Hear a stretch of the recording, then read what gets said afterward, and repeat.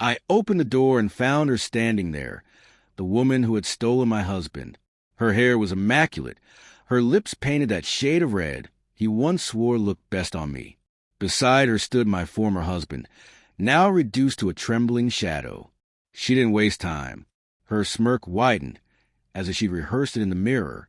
"We're here for our rightful share of your father's estate," she said smoothly, sugar-coated venom.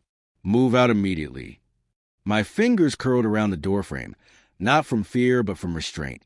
If she looked closely, she might have seen the calm in my eyes, because I already knew how the scene would end. I let the silence hang. Then, with the faintest smile, I stepped aside. My lawyer appeared behind me. Tall, sharp, his presence cutting the air like a blade. Her smirk faltered for the first time. There was a time I would have bled for him. He wasn't just my husband. He was my safe place, my laughter, my partner in everything. When we first met, I thought fate had placed a future in my hands on a silver tray. He made promises only fools believe in. Late-night whispers of forever, plans for children, talks of growing old together. I carried those words like scripture. When my father died, I clung to him as my anchor through grief. Little did I know he was already loosening his grip, reaching for another.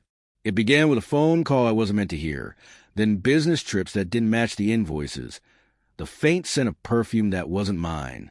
I asked nothing. I only watched.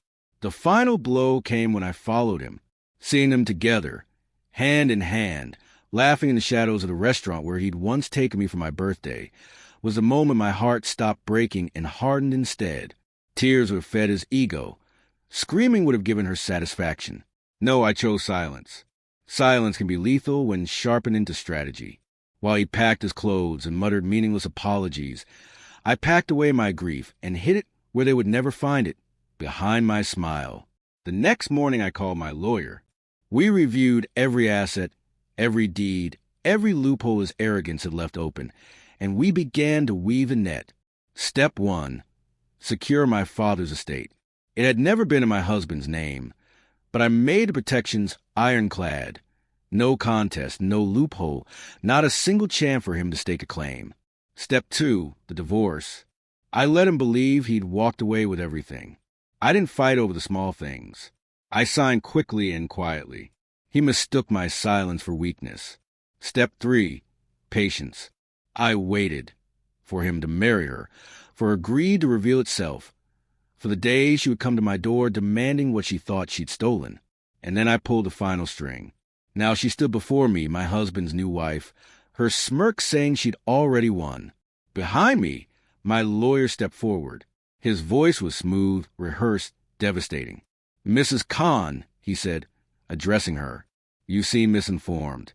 This estate is legally protected and bound exclusively to my client.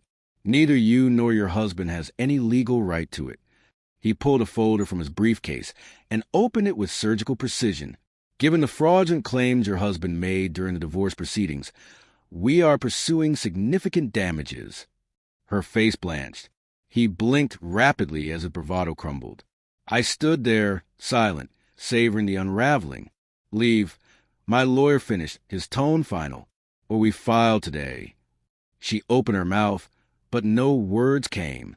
Her smirk died completely, fear finally crawling into her perfect posture. They left without another word. I closed the door gently behind them.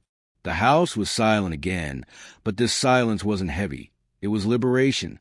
I walked through my father's study, fingertips brushing the spines of the books he loved. He had taught me patience. He had taught me strength that didn't need to roar. In that moment, I understood that revenge isn't about noise. It's about precision. It's about letting them dig their own graves and then standing above them,